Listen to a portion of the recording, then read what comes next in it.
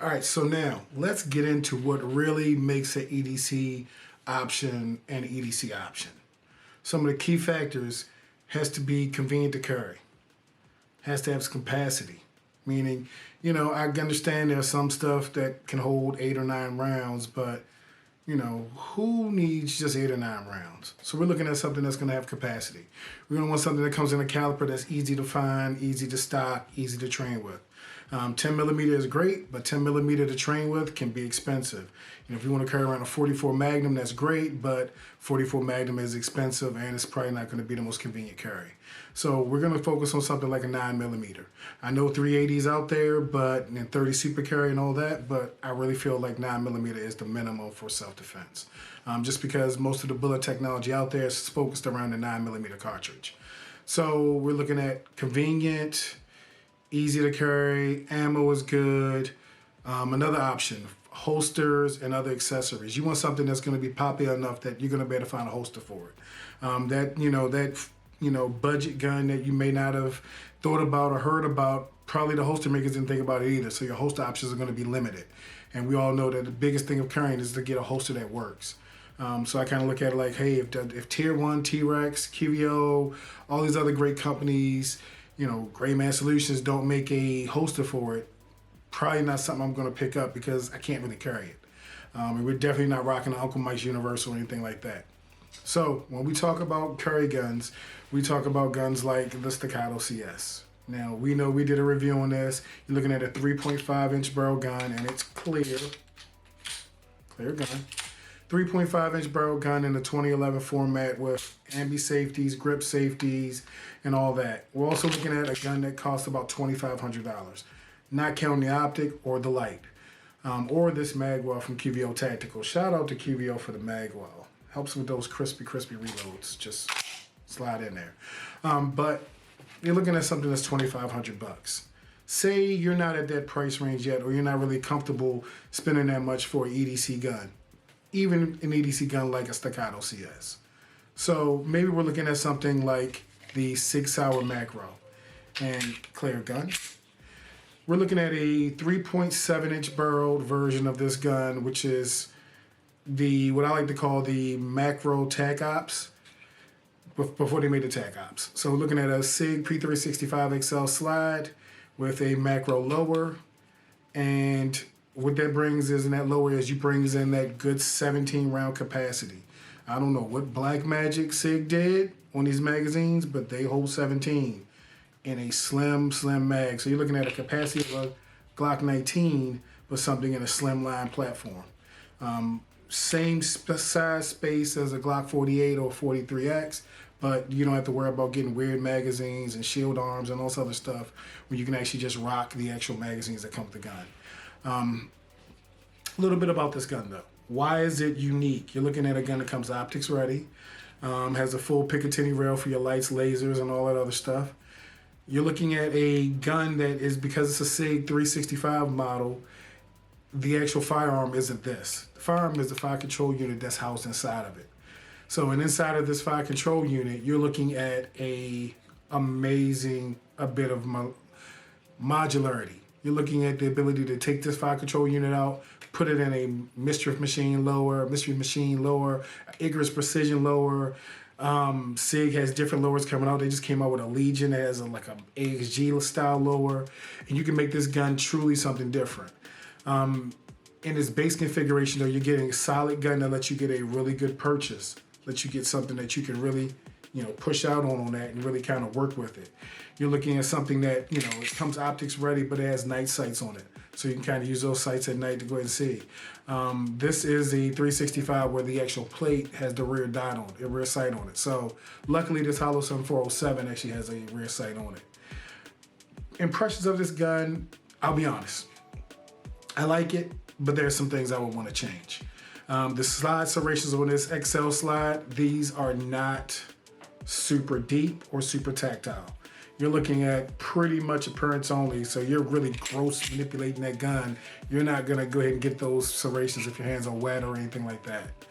3.7 inch barrel is gonna give you pretty good velocity, but it's not gonna give you the same velocity as a full size gun. but you also get the trade-off of 17-round magazines and a slim-lined firearm. So we're looking at that slimness there. You're looking at a gun that's going to be easy to carry, easy to conceal. The optics mounting situation is an RMSC footprint, so this hollow sun sits, you can kind of see, I'm trying to pull that for you, sits pretty low on there. But you're kind of limited to the options you can use. You can also get a plate and do some other stuff. Sig actually sells the Macro with a Romeo Zero. Not my favorite optic, and they now have a Romeo Zero Pro, which is a little bit better, but I always stick with something that I find a little more reliable, like these hollow suns, which are pretty good. You can also use the RMRC C, I believe, on this. You're looking at, grip texture is okay.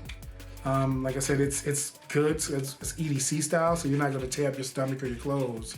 But I feel like it's not as tactile as I would want it to be. You do have a slight undercut and a bevel right there.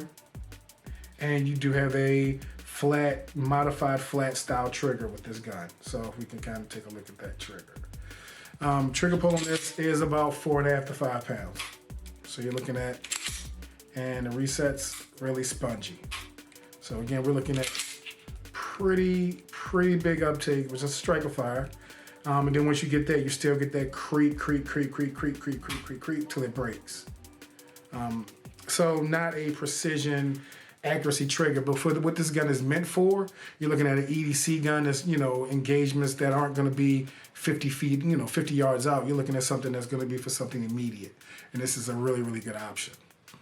But when you compare it to something like the Staccato, I mean, you're looking at a $1,500 difference. And for $1,500, do you get a $1,500 difference worth of gun? I don't know. Some of the features that you're going to see are the serrations on the Staccato are truly serrations. So you're going to really be able to go ahead and grab that and manipulate that gun. Optic mounting solution, this does require a plate unless you use a Delta Point Pro. So it's using the Delta Point Pro footprint. I actually went with my good friends at C&H Precision and got a plate for my Hollow Sun EPS on there. C&H Precision, I love them. Use code Sensei10, save you some money, because their plates are super thin. Look at how thin that thing sits. It sits in there, it's deep, but it's in there. And also the plate comes with rear sights, so you actually get rear backup sights as well. For $1,500 extra, you're looking at a 2011, so you're looking at a better fit and finish, as opposed to the fit and finish for this. I give it the Maraca test. If I can shake it,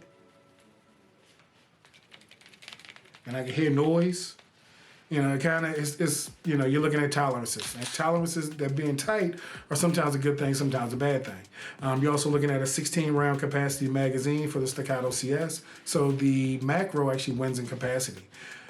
This is actually heavier. So you're looking at something that's going to be a little more weighty when you're carrying it. But you actually get a trade-off of a shorter barrel length. So in the Staccato CS, you're looking at a 3.5-inch barrel versus a 3.7. And that can be a factor when you're carrying, especially if you're carrying appendix. That gun's going to sit a little lower down in your appendix. You're looking at safeties on this gun that you don't have on the Macro. Grip safeties as well as manual safeties, just because it's a 2011 and that's the design. You can add a mag well to the actual Macro as well. I do not have one on mine just because this is my deep concealment gun. And let's talk about why I use this gun or how I use this gun. There are some states that you go to, such as the District of Columbia, which I know is not a state, but there's restrictions on how many guns you can have or how many guns you can register, and you have to register them all. So this counts as one gun, but I can take the FCU out and make it a 365, a 365 XL, or a Macro.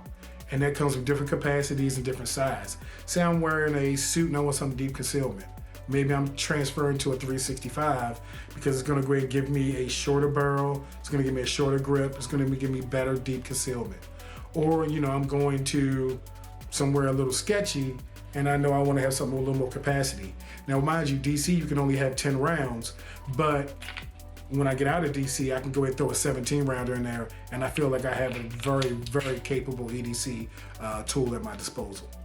So, which one is better? I know we've been putting shooting footage in there. They both have a pleasant shooting experience. They're both smaller guns, so you have to go ahead and train with that. And in any EDC, you're gonna have to train. So There's no magic wonder gun that doesn't recoil. What is my feelings about this? The fact that you can put a full-size light on the macro, because that's a Picatinny rail, is amazing. The 365, you could not do that. The Glock 48 and 43, you can't do that, which is why I don't carry them. I believe you should have a light on all your carry guns all the time, and you should also have a handheld light, but having a light that you can put whatever light you want, and I do like the TLR 7As more than I like the subs. Having a light that I want and have the choice to put that on there is big for me. So I get modularity, I get functionality, I get a shooting experience that's pleasant. It's not great, but it's pleasant. And I get that for around about $1,000. So is it better than the CS? I don't know. It's definitely better than Mechanic. I almost said Canic, but yeah, it's definitely better than Mechanic. Is it better than the CS? I don't know. I can only tell you my opinion, and in my opinion, I carry this every day, and I carry this some days. You know, and that may be just because I'm more comfortable with the 2011 platform, so this gun feels more natural for me. When I draw, I automatically rip that safety off. But if you're somebody that's just getting into EDC and you're looking for an option that's really gonna work for you, I highly recommend the Sig series. You're looking at a functional modularity. That's the best way I can say it. So you can start with a base gun, you can kind of build it out to wherever you want as your skills and your training dictates. You can take these FCUs and put them in all types of other stuff. They got like chassis you can drop them into, all this other stuff that you probably can do down the line. I'm not really sure. I kind of just rock with the base models that I have.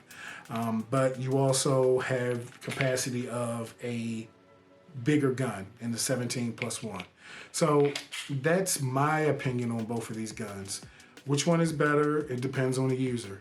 What do I feel? I feel like no matter which one you choose, be it this or this, neither one of them will be anything unless you train. So, till then, this is Lou, Full Metal Sensei from Honey Bear Tactical. Stay safe, carry everywhere, carry all the time.